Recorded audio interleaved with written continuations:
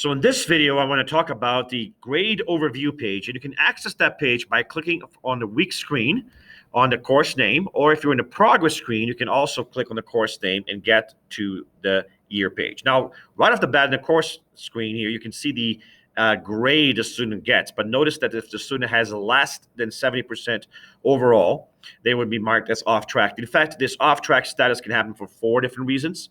And that's if the grade is less than 70%, if cog skills are less than 70%, if the students did not submit a project that they should have submitted, or if they're behind in a focus area. But when you click on any given subject, what you will get is a pop-out screen that will show you the breakdown of why the student has the grade they have. The top will show you each of the categories that account for students' grades. Remember, projects are worth the most, between 70-80% of the overall student grade. Same goes for math units, where the unit assessment is worth 70% of the overall grade. And then you have power focus areas and additional focus areas, which are those content pieces, the tests they have to take in student-directed learning time. They account between 20 and 30% of the student's overall grade. In math units, there's also a portfolio problem category that sometimes is included and can account for about 10% of the student's grade as well. Now, notice that you can be off track, again, because your skill section is low or because your grade overall is low. The cool thing is that each of these categories is then further broken down in these screens or tabs over here. And so within the math units, for example, you can see the different tests that a student has to take within a year. And notice the students only have one opportunity per skill and the scores the students got. You can also see the average on the top and how the grades are calculated. The same kind of thing happens for portfolio problems. And you can see all the opportunities the student will face and what they scored and the rules on how they are scored at the top.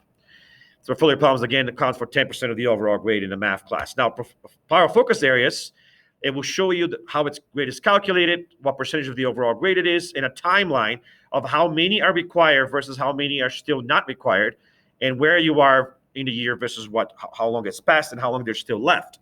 Then, all the ones you have passed, all the ones you have tried but not passed, which do not count against you necessarily. It only counts against you if you're behind schedule, not if you do bad on it.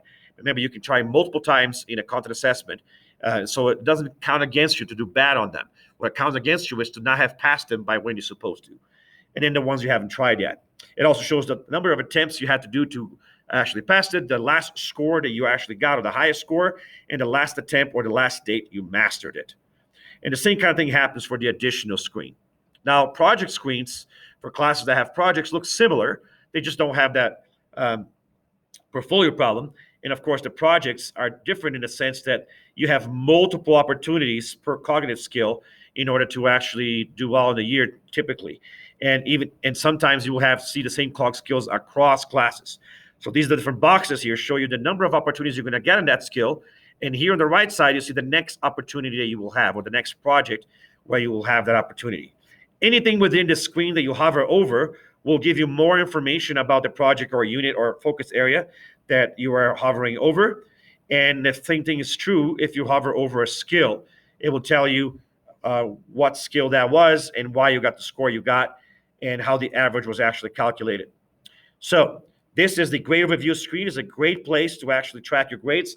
And I do go over detail more about this on a separate playlist where I talk about how grades work within the Summit platform. The links for that in the description down below. I hope you find this helpful, and I'll see you in the next video.